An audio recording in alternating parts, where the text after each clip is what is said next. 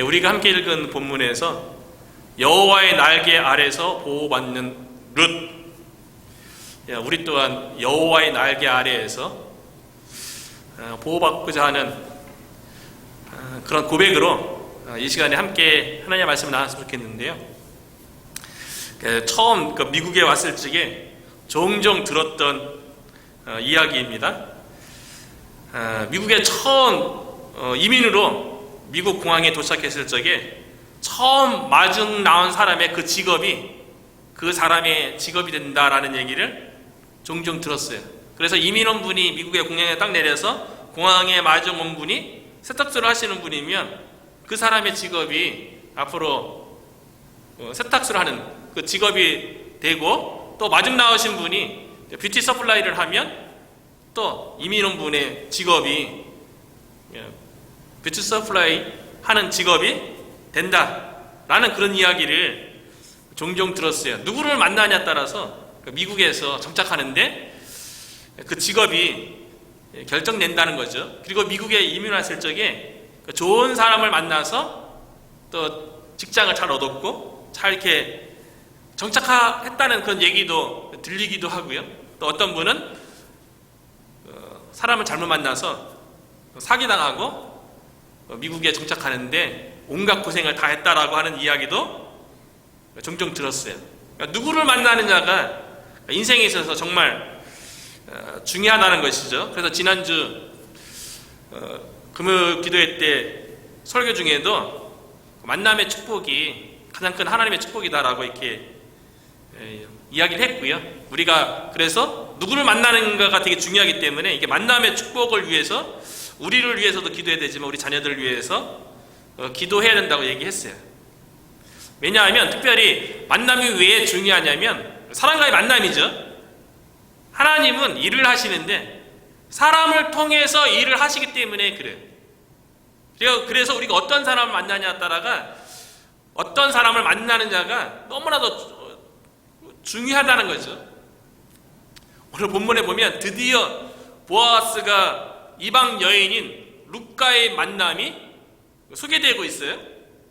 8절이죠. 보아스가 룻에게 이르되 내 딸아 들으라. 추수하는 들판에서 보아스가 자기 밭에 나와서 이삭을 줍고 있는 룻에게 처음으로 대면해서 말을 거는 장면이에요. 그런데 보아스가 룻을 향해서 내 딸아라고 이렇게 부르는 걸 볼 수가 있어요. 그 당시에 나이가 많은 어르신들이 자신의 딸이나 아니면 지체가 낮은 어린 여인을 부를 적에 내 딸아라고 불렀대요.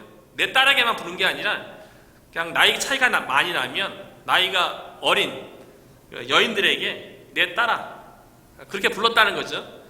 그래서 나오미도 두 며느리를 향해서 룻기 1장 12절에 보면 내 딸아 되돌아가라.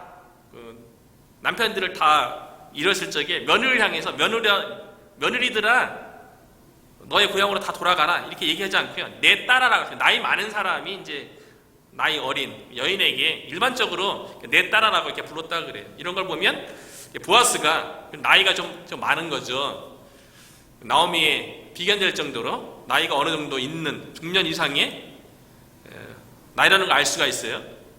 그럼에도 불구하고 나이 많은 유력한 자인 이 보아스가 아직 결혼하지 않고 있다는 걸 보면 하나님의 특별한 준비하심이라고 볼 수가 있는 거죠. 아무리 나이 많은 남자라 할지라도 그 젊은 여인에게 쉽게 다가가서 내 딸아 얘기하는 거 쉬운 일이 아니죠. 특별히 보아스는 유대인이고 룻은 이방 여인이에요. 모압 여인이에요. 유대인으로서 이방 여인에게 다가가서 말을 거는 것 자체가 유대 사회에서는 쉽게 받아들이지 않는 일이죠. 흔한 일도 아니에요.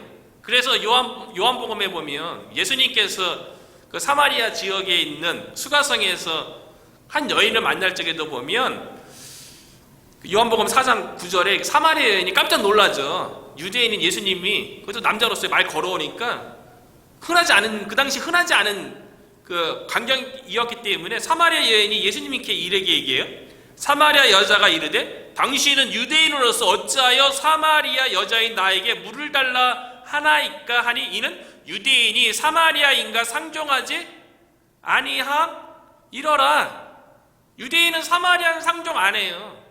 유대인은 이방 여인과도 상종을 안 하죠. 왜냐하면 유대인은 기본적으로 선민 사상이 가득한 민족이기 때문에 이방 민족과 쉽게 상종하거나 만나거나 말을 섞지 않는다는 거죠. 그런데 룻은 이방 여인이에요.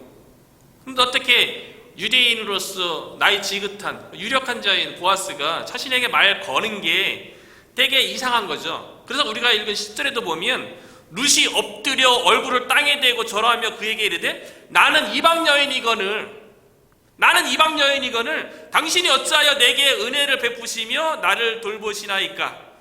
자신에게 말 걸어온 것 자체가 너무나도 감격이죠. 그리고 또 은혜를 베푸는 것에 대해서 감격한 거죠. 그리고 보아스는 신분에 있어서 많은 차이가 있죠. 보아스는 쥐주 아닙니까? 들판에 자기 밭이 있는, 그래서 사람들을 부려서 추수하는 그런 사람이에요. 그래서 성경은 유력한 자, 부자라고 이렇게 이야기하잖아요. 그 반면에 룻은 신분이 어떻습니까? 이방 여인일 뿐만 아니라 젊은 가부예요. 가난한 사람이죠. 신분 차이가 많이 남에도 불구하고 보아스가 룻을 봤다는 거예요. 이거는요, 보아스가 룻을 대할 적에 보아스가 룻이 천재 가지고 있는 외모로 대하지 않는다는 거예요. 룻은 이방 여인이고 젊은 가부고 그리고 가난한 여인이고, 그래서 하루하루 들녘에 나와서 이삭을 주어야지만이 한 끼니를 해결할 수 있는 그런 신분의 여인이었음에도 불구하고 보아스는 남들이 보지 못하는 것을 룻에게서 발견했기 때문에 룻을 내 딸아, 마치 자상한 아버지가 딸을 향해서 부르듯이 내 딸아, 그렇게 다가간 것 아닙니까? 여기서 우리가 중요하게 여겨볼 거 있는 거죠. 보아스는 왜 룻이라는 이 여인을 뭘 바라보고 그에 다가가서 말을 걸고 그를 도우려고 하는가? 이게 중요한 거죠. 보아스는 사람을 대할 적에요, 일반 유대인들이 사람을 대하는 그 기준과 확실하게 달랐다는 것을 우리가 알 수가 있어요. 보아스는 세상의 기준으로 룻을 바라본 게 아니라는 거죠. 세상적인 기준, 세상적인 방법으로 사람을 바라보면 어떻습니까? 세상 사람들은요, 일반적으로 철저히 자기 중심적이죠. 그래서 사람을 대하고 만날 적에 나에게 이익이 있는가, 이거를 많이 살펴보는 그런 경향이 있어요. 그래서 세상에서 그런 얘기하지 않습니까? 준 만큼 받아야 된다. 그래서 일반적으로 기브 앤 테이크다. 사람과의 만남과의 관계는 기브 앤 테이크다. 일방적으로 줘도 안 되고 일방적으로 받아도 안 되고, 내가 주면 준 것만큼 받아야 된다라고 이야기하는 그 기준이 세상의 기준인 거죠. 세상에 무슨 내가 손해보고 헌신하고 뭐 이런 게 어디 있습니까? 철저히 자기에게 이익 중심으로 사람을 보는 거죠. 그래서 세상 사람들은 사람을 대할 적에 손해볼 장사는 왜 해? 내게 손해볼 일은 내가 손해볼 것 같은 사람은 만나지 않아야 된다라고 일반적으로 이야기하죠. 그래서 현실적인 기준으로 사람들을 대하는 모습을 보면요, 그래서 그 사람이 나에게 좀 더 도움이 될 만한, 나에게 이익이 될 만한 그런 기준으로 보다 보니까 상대의 사람이 일반적으로 그렇죠. 얼마나 많이 배웠고 또 부모 배경은 어떻고 뭐 이런 것들, 외모적인 거를 많이 따지는 경향이 있죠. 그 사람의 성품이라든가 그 사람의 마음이라든가 그 사람의 내면적인 것, 믿음, 뭐 이런 거는 우선순위에서 밀리는 경향이 있고, 그런 거는 내적인 것들은 잘 안 보려고 그러죠. 외모적인 것들을 많이 보려고 하는 경향이 있어요.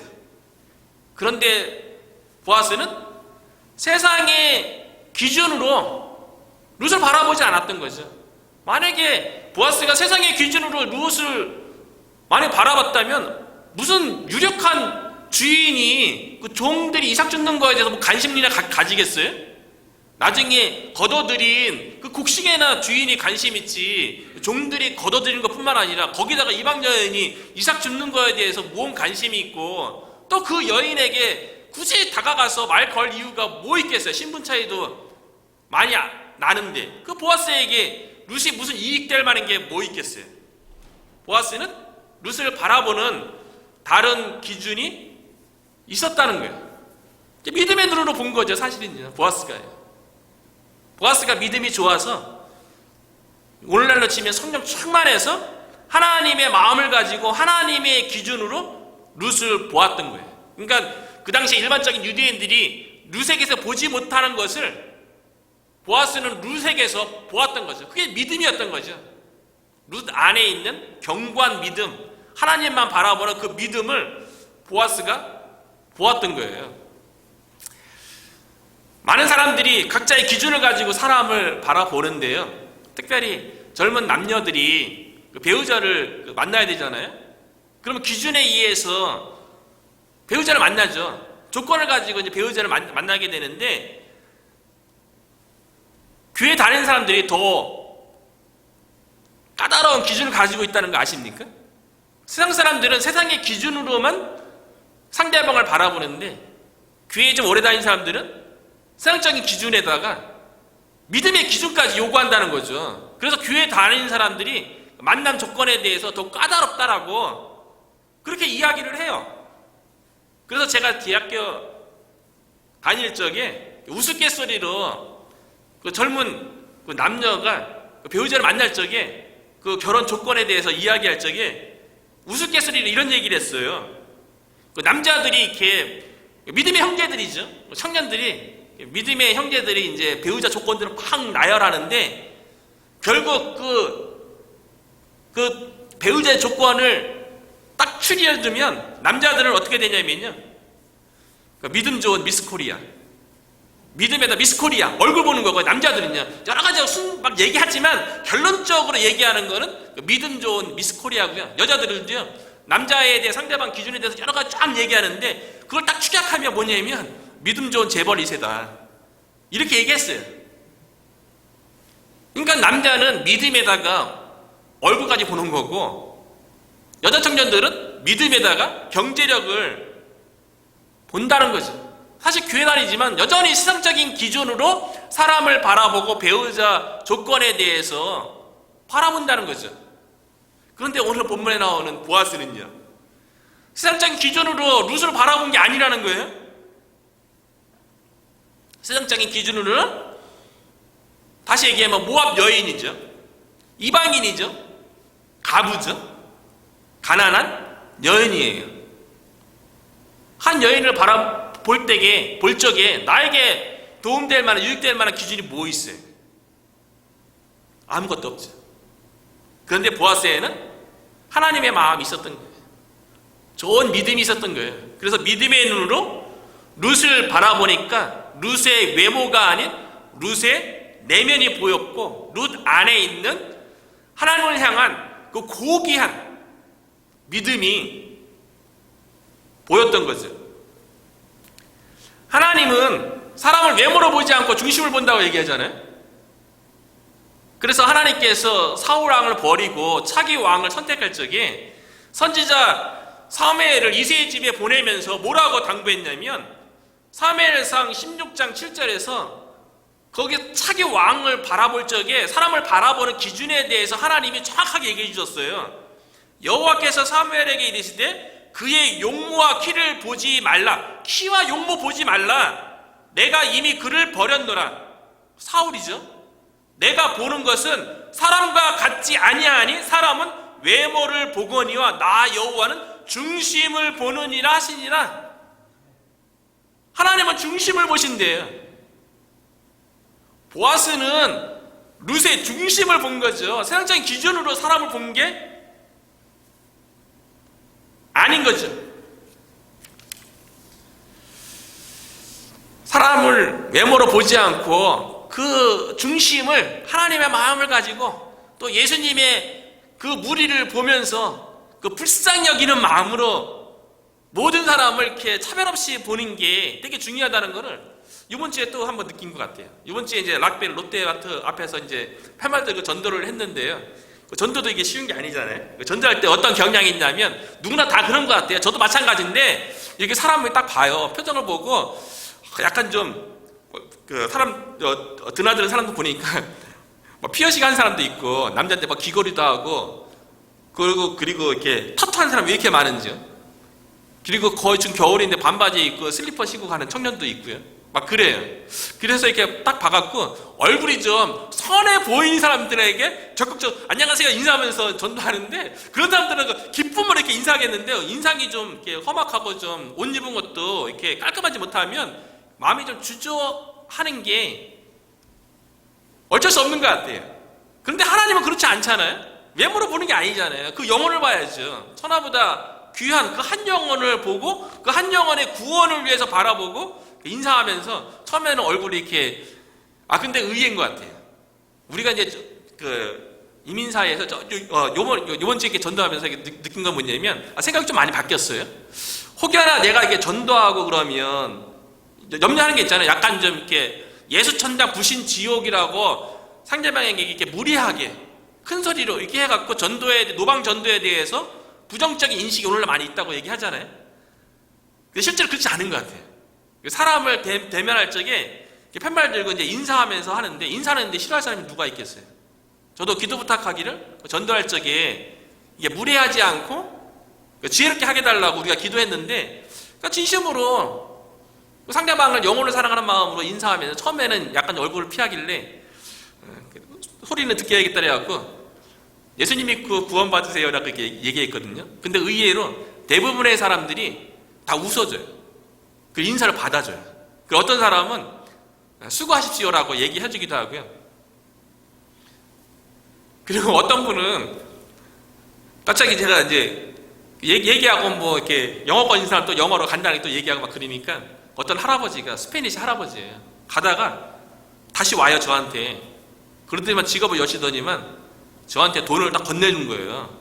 그래갖고 제가 저 구걸하는 거 아니고 저 전도하는 거라고 딱 그랬어요. 그래도 받으래요. 그래서 그 할아버지가 가셨어요. 막 기다리는 마음으로 돈 액수를 딱 받거든요. 1달러더라고요. 지갑을 넣고 뺐는데 만약에 100달러가 잡혔으면 100달러 줬을 거예요. 근데 1달러가 좀 하여튼 1달러 주시고 갔어요. 사실은 믿는 분인 것 같아요. 격려하시려고 준 거죠. 할아버지가 눈이 좋았어야 되는데 딱 1달러 딱 줘갖고 감사했어요. 이게 전도가 우리가 생각하는 것하고 하나님의 생각이 다르구나. 우리의 생각으로 그 사람을 대할 적에 외모를 볼 필요는 없는 것 같아요. 외모가 중요한 게 아니라 정말 영혼을 사랑하는 그 마음, 하나님 아버지의 마음, 예수님의 그 불쌍히 여기는 마음, 안타깝게 여기 그 영혼에 대해서 안타깝게 여기는 그 마음으로 모든 사람을 차별 없이 동일하게 대하는 게 참 중요하다는 것을 생각했어요. 보아스가 하나님의 마음을 가지고 그 하나님의 그 사랑의 마음을 가지고 룻을 바라봤기 때문에 룻에게 내 딸아라고 얘기하면서 그에게 도움을 준 거거든요. 그런데 이 보아스가 갑자기 등장한 사람 같은데 마태복음 1장에 보면 이 보아스에 대해서 이해할 수 있어요. 왜 보아스가 이방 여인인 룻에게 하나님의 마음을 가지고 그를 돕고자 하는, 그를 보호하려고 하는 마음으로 다가갔는지를 우리가 이해할 수가 있어요. 마태복음 1장에 보면 예수님의 족보가 나오는데 그 족보에 보면 1장 5절에 살몬은 라합에게서 보아스를 낳고 보아스는 룻에게서 오벳을 낳고 오벳은 이새를 낳고 이새는 다윗 왕을 낳았느니라. 보아스의 엄마가요 이방 여인인 라합이었어요. 아버지는 살몬이었고요. 여리고성 정탐했던 2명의 정탐꾼 중에 한 명인 살몬이 아버지고요. 그 여리고 이방 여인 중에, 여리고 사람 중에 유일하게 구원받은 여인과 그의 가족, 그 가족을 전부 다 구원시킨 그 이방 여인 라합이 엄마였다는 거죠. 그 엄마 출신이 또 뭡니까? 또 귀생 출신이에요. 그래서 여관했던 거 아니에요? 그 여관에 두 정탐꾼이 숨어 있었던 거죠. 창녀인 라합이 우리가 잘 알고 있는 것처럼 이스라엘 백성이 여리고를 정복하고 가나안 땅을 하나님께서 주셨다는 것을 들은 거 가지고 믿음을 가졌죠. 상천하지에 하나님은 여호와밖에 없으시다. 그렇게 고백하면서 이 라합이요, 이방 여인이잖아요. 여리고 백성이잖아요. 그런데 광야로부터 이렇게 다가오는 이 하나님의 나라를 거부할 수 없다는 것을 들려오는 이야기를 통해서 믿음을 갖고 여리고 나라가 영원한 것이 아니라 하나님의 나라가 영원한 것이라는 것을 고백하는 거죠.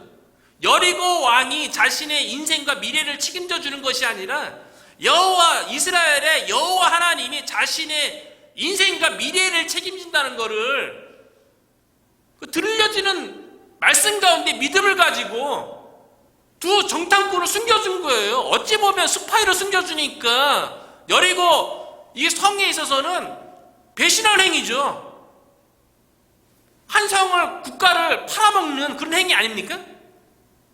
그런데 기생 라합은 다가오는 하나님의 나라를 어떤 세상 나라도 거부할 수 없다는 것을 믿음으로 알았던 거죠. 그리고 세상 나라는 영원하지 않고 하나님 나라만 영원하다는 걸 알았기 때문에 여리고라는 나라에 자기의 인생을 투자하는 것이 아니라 영원한 하나님의 나라에 자신의 인생을 투자해서 목숨을 걸고 두 정탐꾼을 믿음으로 이곳에 정탐하러 온 두 정탐꾼을 숨겨뒀던 거예요. 그러니까 기생 라합의 믿음은요, 생명을 거는 믿음이었고요, 오직 하나님만 바라보고 오직 하나님께 자기의 인생을 거는 믿음이었던 거죠. 그 여인의 아들이 보아스인 거예요. 아버지도 대단한 믿음이죠. 삶은요, 하나님께서 가나안 땅을 주시기로 말씀으로 약속했기 때문에 이 땅은 전쟁에서 차지하는 땅이 아니라 믿음으로 차지하는 땅이고, 그래서 믿음으로 두 정탐꾼이 들어가서 믿음으로 확인하고 와서 믿음으로 고백해서 믿음으로 여리고성을 정복하고 가나안 땅을 정복하는 거예요.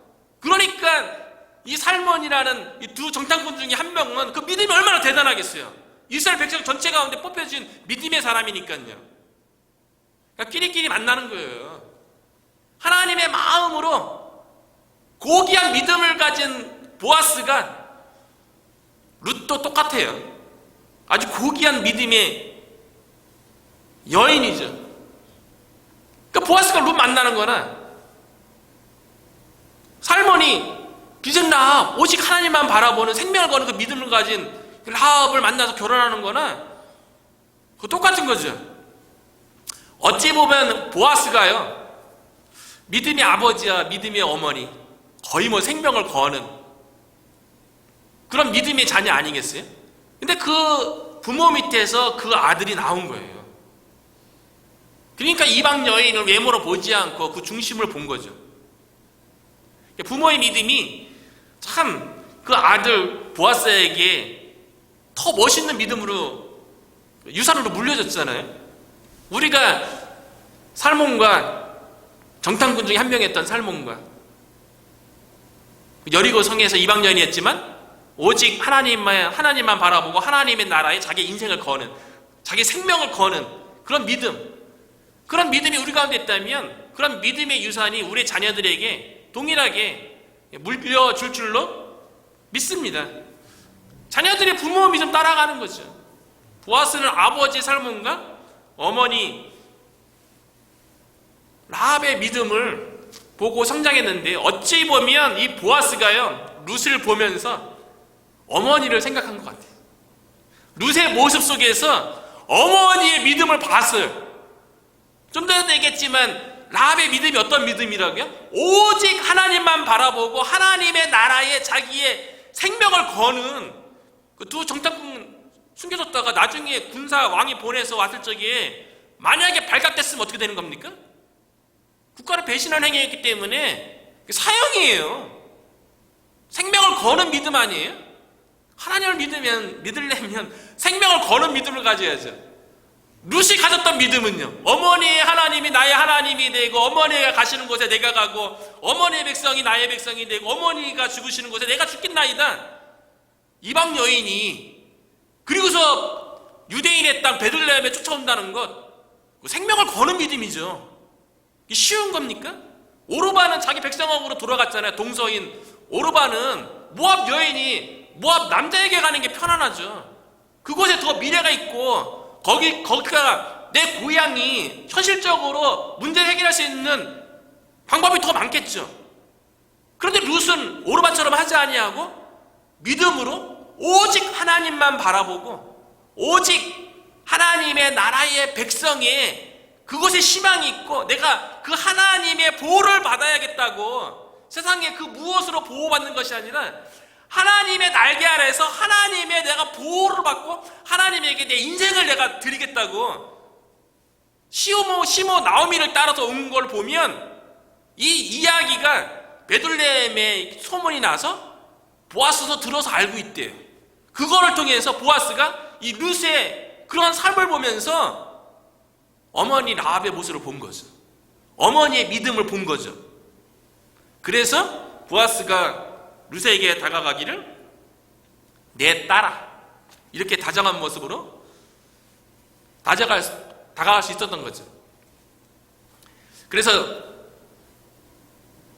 이 보아스가 룻에게서 어머니 라합의 믿음을 받다는 것을요, 12절에 보면 이렇게 기록되어 있어요. 여호와께서 내가 행한 일에 보답하시기를 원하며 믿음을 쫓아서 베들레헴에 온 거예요. 이것뿐만 아니라 실질적으로 이삭을 주어서 시므온을 지극정성으로 섬기는 것, 이걸 다 행한 것에 대해서 하나님께서 너 보답해 줄 거야. 이걸 보면 우리가 하나님 앞에서 행하는 모든 것들에 대해서요, 교회에서 수고하는 모든 것들에 대해서 하나님께서는 기억하시고 반드시 보답해 주시는 줄로 믿습니다. 현실의 삶에는 룻이 현실의 삶에 지금 이삭을 죽고 있어요. 그런데 하나님께서 보답해 주시기를 원한다고 보아스가 믿음으로 그렇게 얘기하잖아요.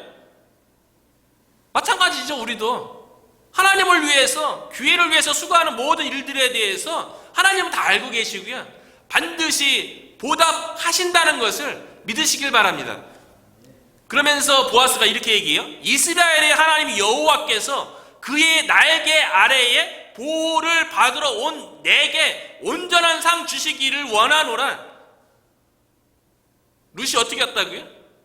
세상에서 본인이 모압 여인으로서 모압 땅에서 모압 남자를 만나서 모압 그 문화 속에서 자기 고향이잖아요. 거기서 자기의 인생에 대해서 살 길을 찾고 보호받으려고 한 것이 아니라 시어머니 나오미를 통해서 믿게 된 하나님에 대한 온전한 믿음, 그 하나님의 날개 아래에서 내 인생이 보호받았으면 좋겠다라고 그 고백으로 왔다는 거예요. 그런데 하나님께서 룻의 그 믿음의 고백 위에 온전히 상 주시기를 원한다는 거예요.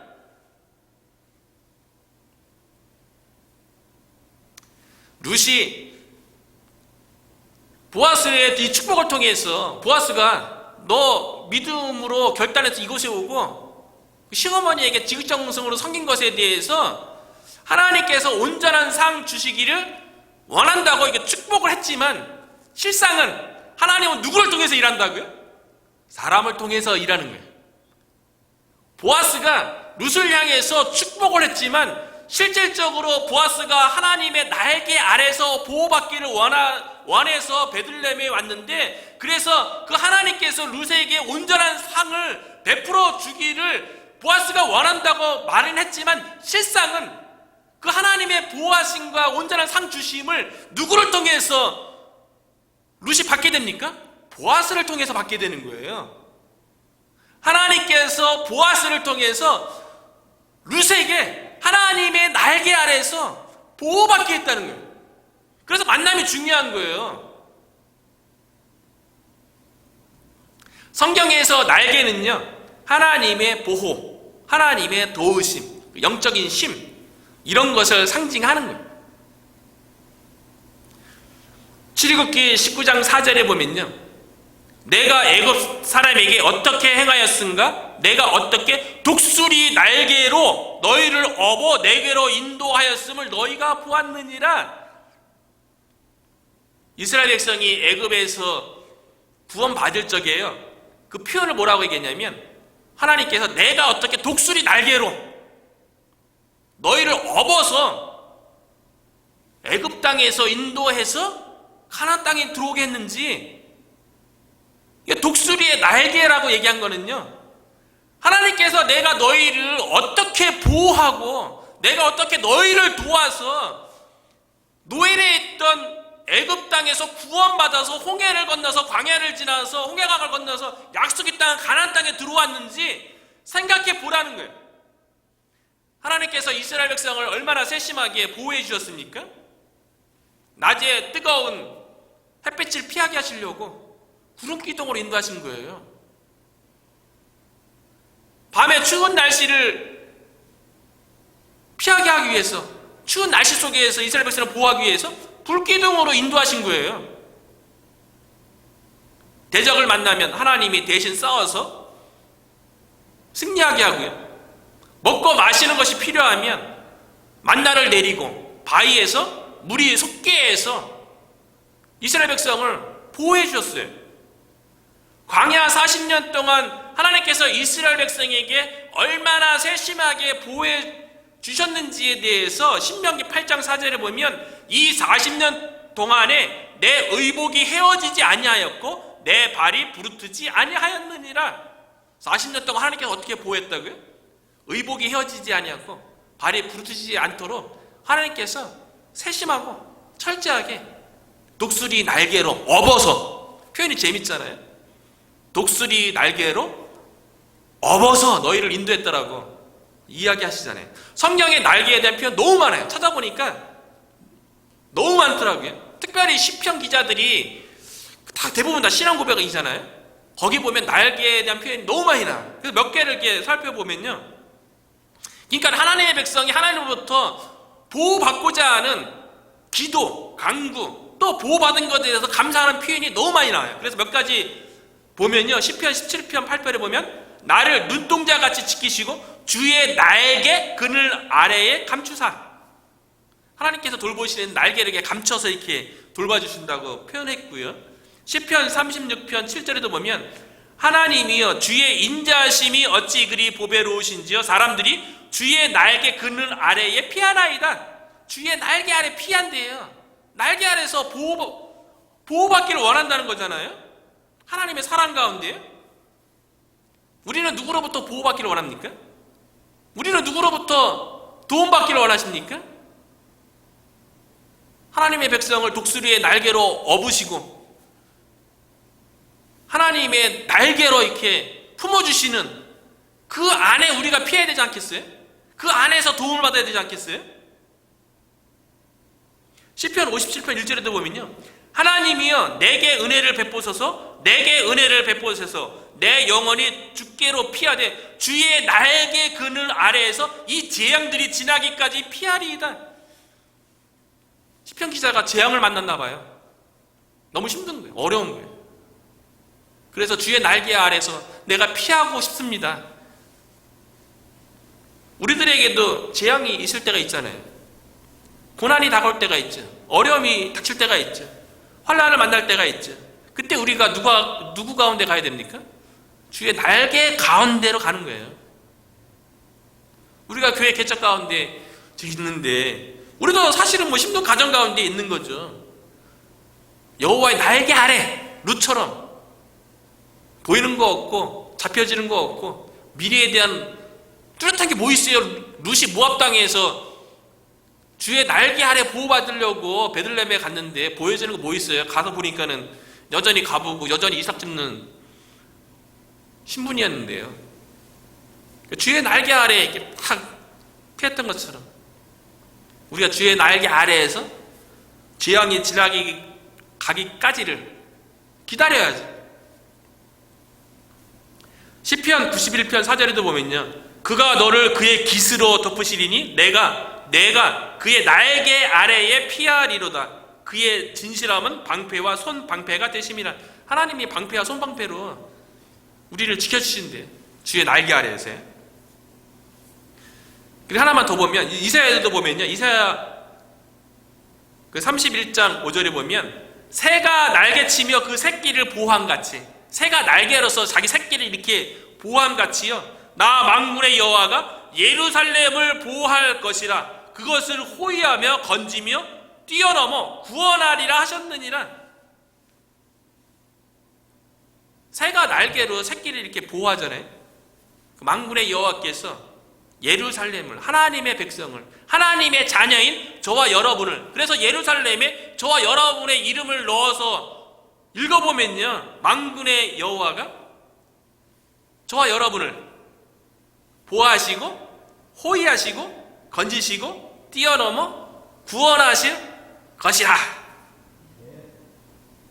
새가 날개로 그 새끼를 보호함같이, 이런 은혜를 우리가 삶 가운데 경험해야죠. 하나님은 루시 보아스를 만나서요, 하나님의 날개 아래에서 보호받게 하신 거예요.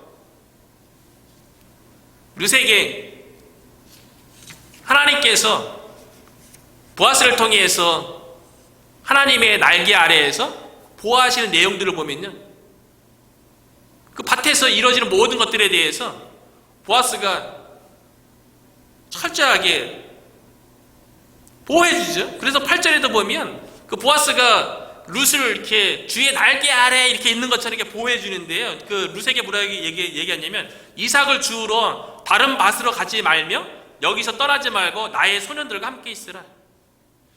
룻이 들녘에 나가서 어떻게 우연히 마침 보아스의 밭에 이르렀는데, 하나님의 계획 가운데 섭리 가운데 보아스의 밭이 이르렀지요. 룻의 마음속에 이삭을 주우려면 옆에 이삭이 더 많은 것 같으면 옮길 수도 있잖아요. 그런데 보아스가 그렇게 하지 말라는 거예요. 젊은 과부가 보아스가 아닌 다른 밭에 가서 무슨 일을 당할지 어떻게 알아요? 옛날에는 젊은 과부 그러면 한국 문화 속에서는 보쌈이라는 것도 있잖아요. 그 젊은 과부를 그 동네 깡패들이 젊은 과부에게 못된 일을 할 수 있죠.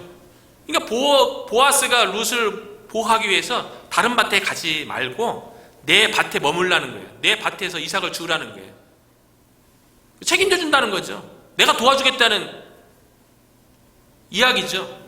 우리가 읽은 9절에도 보면 보아스 밑에서 일하는 소년들에게 이렇게 명령해요. 이 젊은 과부인 룻에 대해서 건드리지 말라. 건드리지 말라가 뭐예요, 이게? 성경에 그렇게 기록되어 있잖아요. 그 당시 문화 속에서 젊은 과부에 대해서 그 동네 젊은 남자들이 얼마나 우습게 대했으면 자기 소년들에게 이 소녀에 대해서 건드리지 말라. 그렇게 또 보아스가 주의 날개 아래 보호받기를 원해서 온 룻을 하나님은 보아스의 만남을 통해서 보아스를 통해서 보호해주고 있는 거죠. 그리고 15절 16절에 보니까요, 룻이 보아스를 만난 다음에 이삭을 주워야 되잖아요. 이삭을 주우러 갔어요. 그러니까 보아스가 자기 밑에서 일하는 소년들에게 뭐라고 얘기했냐면요, 곡식단 사이에서 이렇게 곡식 한참 간 다음에 뒤에서 해야 되는데 곡식단에가 이삭이 더 많잖아요. 곡식단 사이에서 이삭을 주우면 그거 책망하지 말라고 얘기하고요. 그리고 소년들에게 보아스가 뭐라고 얘기했냐면, 곡식단에서 이삭을 얼마나 빼갖고 일부러 룻 앞에 흘리라고 그렇게 부탁을 해요. 보아스가 룻을 지금 보호하고 있는 거죠. 주의 날개 아래서. 그리고 들녘에서 일하다 보면 목마르잖아요. 그러면 보아스의 소년들이 길어온 물을 마시게 하고요. 그 일하다 보면 식사할 때가 되잖아요. 식사도 보아스가 가져온 그 식탁에 같이 둘러앉아서 식사할 수 있도록, 그래서 배불리 먹을 수 있도록 룻이 보호를 받았다는 거죠. 룻은 보아스와의 만남을 통해서 여호와의 날개 아래에서 내가 여호와의 날개 아래에서 보호받겠다는 그런 믿음의 고백으로 시몬을 쫓아서 베들레헴에 왔는데, 하나님께서는 보아스를 만나기 위해 있어서 하나님의 보호하심과 도우심을 받게 했다는 거예요. 저와 여러분도, 우리 자녀들도 나중에 뭐 좋은 사람들을 만나던, 아니 배우자를 만나던 보아스 같은 사람들 만나야죠. 그리고 우리 교회도 보아스 같은 사람들 만나서 우리가 함께 믿음의 공동체를 세워가야죠. 그런데 중요한 것은 보아스를 만나려면요, 룻과 같은 믿음이 있어야 된다는 거예요. 보아스가 룻 만나는 거예요. 룻이 보아스를 만나는 거예요. 룻이 생명 걸고 베들레헴에 왔잖아요. 내가 여호와의 날개 아래에서 보호를 받으리라. 세상 가운데서 보호와 받는 게 아니라 오직 내가 하나님만 바라보리라. 내 생명을 하나님께만 드리리라. 내가 하나님의 나라를 위해서만이 내 인생을 걸고 살아가리라. 그렇게 왔잖아요, 베들레헴이. 그러니까 보아스를 만났죠. 제가 청년 사역할 적에 결혼 정년기가 된 청년들에게 늘 권면했던 얘기이기도 하고요, 아들에게도 늘 얘기했던 얘기예요. 좋은 사람 만나려고 하지 마라. 좋은 믿음의 배필을 만나려고 하지 마라. 너가 좋은 사람이 되라. 너가 믿음의 사람이 되라. 그럼 거기 합당한 믿음의 사람은 믿음 있는 사람이 좋게 보이거든요. 믿음 좋은 사람이 믿음 없는 사람이 좋게 보이지가 않거든요. 좋은 사람 눈에는 좋은 사람이 보이는 거예요. 믿음의 사람의 눈에는 믿음의 사람이 보이는 거예요. 그래서 아들에게도 그랬어요. 너 좋은 여자 만나고 그렇게 애쓰지 말고 너가 좋은 사람이 되면 너가 좋은 자매가 눈에 들어온다고. 청년들도 마찬가지고 우리들도 마찬가지죠. 우리 교회도 마찬가지죠.